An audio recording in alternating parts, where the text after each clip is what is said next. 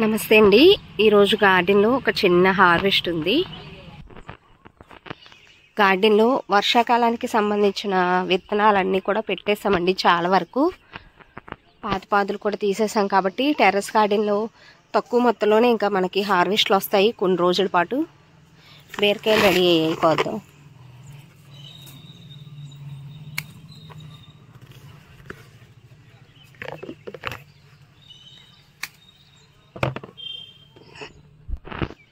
Next వంకాయలండి.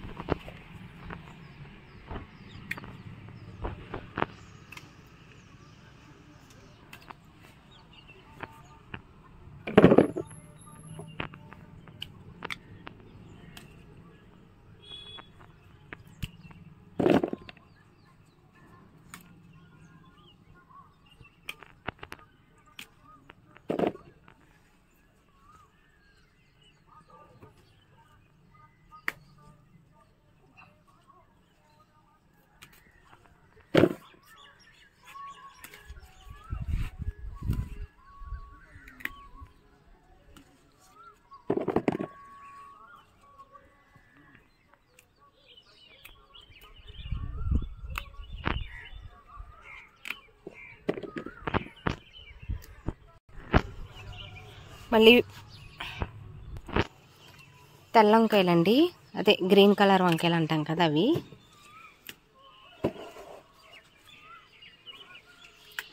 వంగ మొక్కలు last సీజన్లో వేసుకున్నామండి. చాలా మంచిగా పచ్చబడ్డాయి. మళ్ళీ వర్షం అది పడేసరికి ఎరువులు అవి కూడా వేసాం కాబట్టి పూత స్టార్ట్ అవుతుంది. మళ్ళీ చూసారా ఎంత బాగా వచ్చిందో పూత.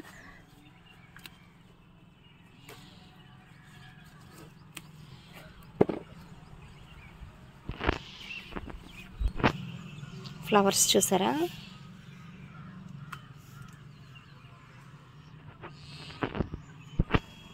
నెక్స్ట్ చెడు చిక్కుడుకాయలకు వద్దామండి. ఇవి కూడా లాస్ట్ సీజన్లో వేసుకున్న మొక్కలే అనమాట. అంటే ఫిబ్రవరి ఫస్ట్ వీక్ అలా పెట్టాను చెడు చిక్కుడు విత్తనాలు. ఎండాకాలంలో కాపు తగ్గింది కానీ కొంచెం ఆ మధ్య వర్షాలు అవి పడి కొంచెం చల్లబడేసరికి మళ్ళీ పూత పింద స్టార్ట్ అయిందండి. ఇప్పుడు వర్షాకాలం పెట్టుకునే విత్తనాల్లో ఈ చెడు చిక్కుడు విత్తనాలు కూడా పెట్టుకోవచ్చు. అలాగే బెండ మొక్కలండి. బెండ మొక్కలు సంవత్సరం అంతా కూడా మనకి కాపునిస్తాయి. లాస్ట్ టైం ఇవన్నీ కూడా ప్రూనింగ్ చేశాను కదా, చాలా మంచిగా గుబురుగా మళ్ళీ పెరిగాయి.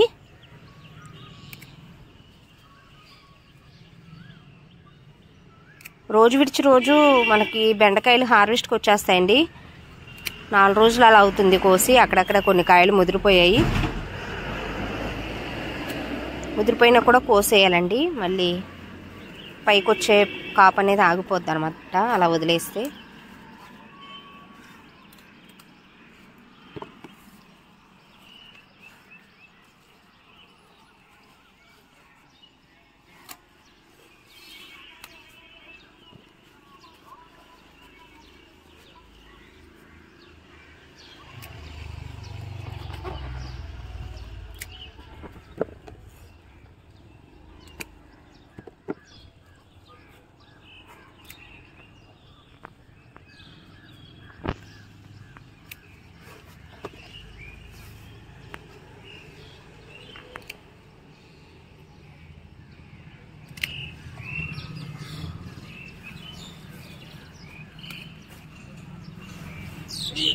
కొద్దిగా దొరికాయండి బెండకాయలు.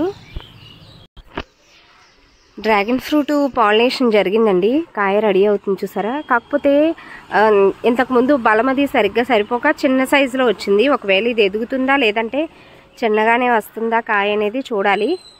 ఇది ఫస్ట్ కాపు అనమాట. ఈ ఫ్లవర్ని కూడా మనం తీసేయచ్చు.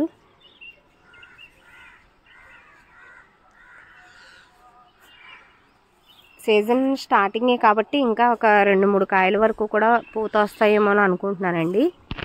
సో టెర్రస్ పైన కొద్దిగానే కూరగాయలు దొరికాయి. కింద నేల మీద దొండపాదు ఉందండి. దొండకాయలు కూడా ఉన్నాయి, వాటిని కూడా కోసుకొద్దాం. దొండకాయలు కోద్దామండి. 2 నెలలు అలా అవుతుంది. బాగా కాస్తుందండి కాపు అయితే. చిన్న కొమ్మ పెట్టాను తీసుకొచ్చి, హైబ్రిడ్ వెరైటీ అండి ఇది, పెన్సిల్ దండ అంటారు కదా అది.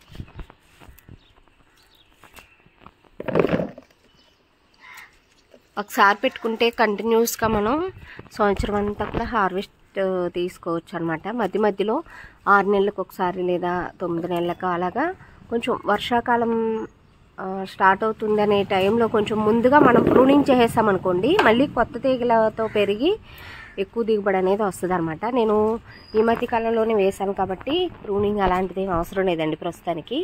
కొంచెం పందికొక్కు అలా తవ్వకుండా చుట్టూరు ఇలా మంచి నూనె డబ్బా ఉంటుంది కదా, ఆయిల్ డబ్బా, దాన్ని కట్ చేసి పెట్టాను అనమాట. కింద పెట్టిన అన్ని పాదులకి అలాగే పెట్టాను.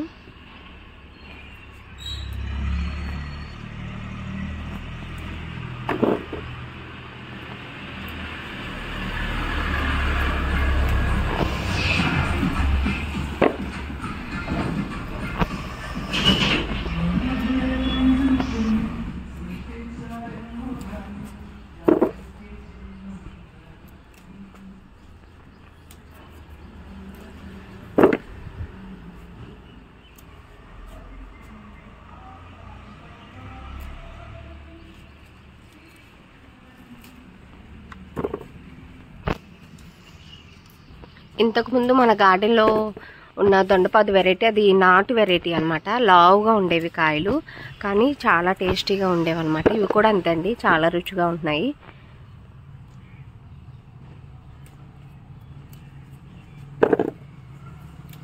చూసారా ఆకాకి కూడా ఎంత బాగా కాపొచ్చిందో.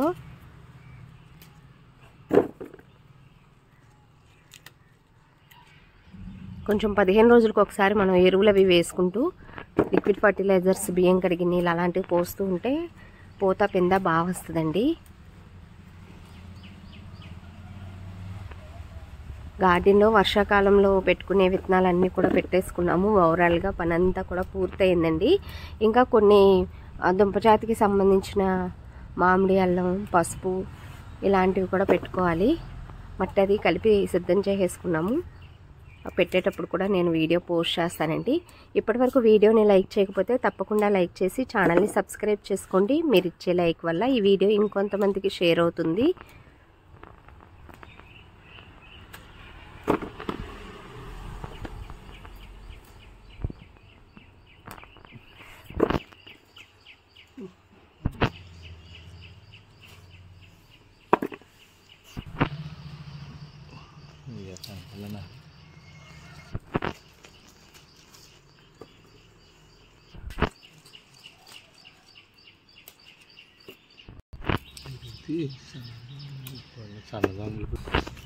బాగా వచ్చినాయండి రోజు దొండకాయలు, కేజీ కాయల వరకు వచ్చాయి. నెక్స్ట్ అటు సైడ్ నేల మీద గోడ అవతల పక్క పెట్టాను కాకరపాదు. పూత కింద స్టార్ట్ అయింది చూసారా.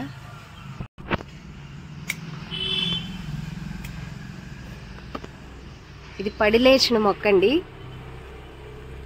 అంతకుముందు పెట్టిన విత్తనాలు జర్మినేట్ అవ్వలేదు. మరి ఆ విత్తనాలు వచ్చాయో లేదంటే అంతకుముందు అంటే లాస్ట్ సీజన్లో కూడా నేల మీద కాకరపాదు పెట్టాం కదా, ఆ విత్తనాలు అవి పడి మొలిచాయో తెలియలేదు. కానీ చాలా దూరం తీగలు వచ్చే వరకు కూడా ఈ పాదుని నేను చూసుకోలేదు అటువైపున.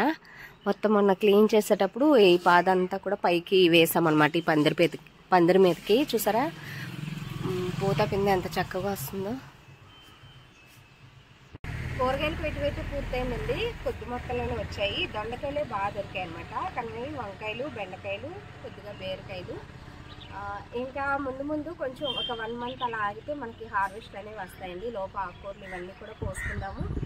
మరిన్ని అప్డేట్స్ కోసం ఛానల్ని ఫాలో అవుతూ ఉండండి. వీడియో నచ్చితే లైక్ చేసి ఛానల్ని సబ్స్క్రైబ్ కూడా చేసుకోండి. Thanks for watching.